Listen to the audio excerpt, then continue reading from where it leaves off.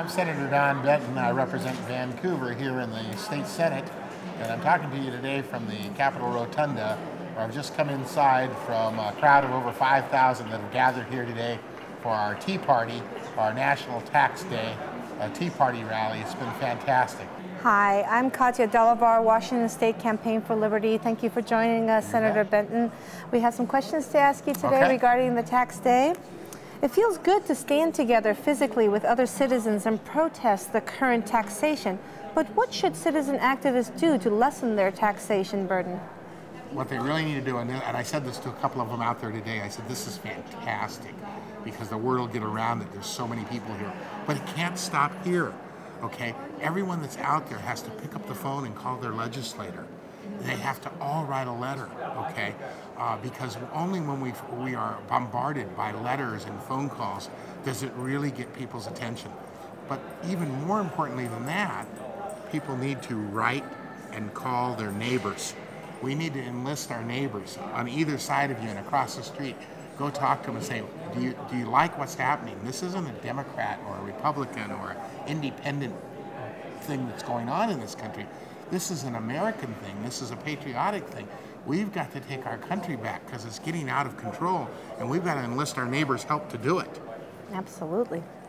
The original Boston Tea Party was over a smaller imposition of taxes than Americans experience today. What do you believe the Founding Fathers would say about our current form of government? Well, the Founding Fathers created our current form of government, but the current status of our government is pretty scary.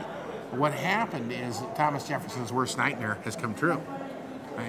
You know, the people have realized that they can vote themselves money from the community treasury. That's what's going on here. And government is being used to make people wealthy that have made bad decisions on my back and on your back and on the backs of the citizens. I think our Founding Fathers would be spinning in their graves right now if they could see what has happened to this wonderful republic that they created.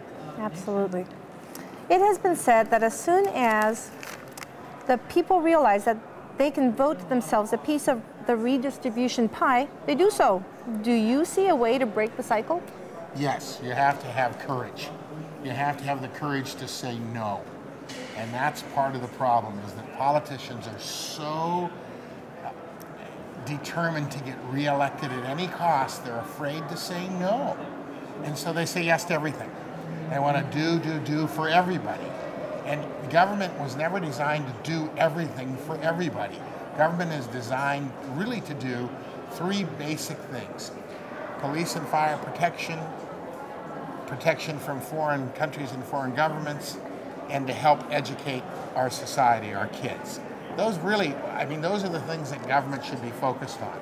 Protection and education and protection from foreign threats. Everything else we should be doing for ourselves, and government should be doing less and less of it.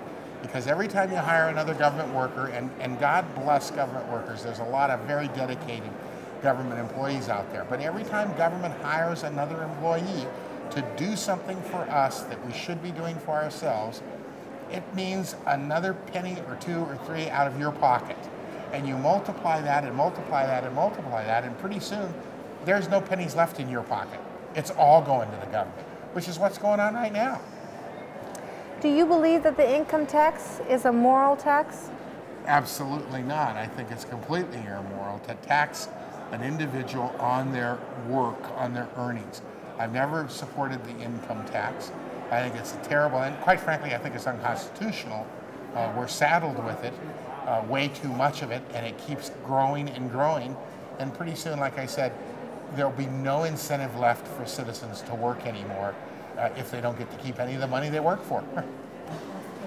Senator Benton, thank you so much for interviewing with us with Campaign for Liberty here at the Capitol. And I would really appreciate if you could just tell us what you think about what's happening today. Well, first, let me just say I appreciate your work and your efforts in the Campaign for Liberty, because it's organizations like yours that help educate the average citizen that's so busy working and paying the bills and getting their kids to Boy Scouts and soccer practice that they really don't have time to see what's going on. And you guys are helping shine the light on what their government is actually doing to them. And so I want to thank you for your efforts. Please keep it up, because your educational efforts are extremely important to the preservation of our liberties in this country. And the involvement of the people really is what it's going to take to turn things around. This government is all of ours. And John F. Kennedy said in his famous book, Profiles of Courage, that people deserve the government they give themselves. Well, ladies and gentlemen, it's time for us to give ourselves a new government. And may it be from your voice to the ears of all the activists in this state and this nation. Thank you very much today. Thank you very much. I appreciate your efforts. My pleasure. Thank you for having me on.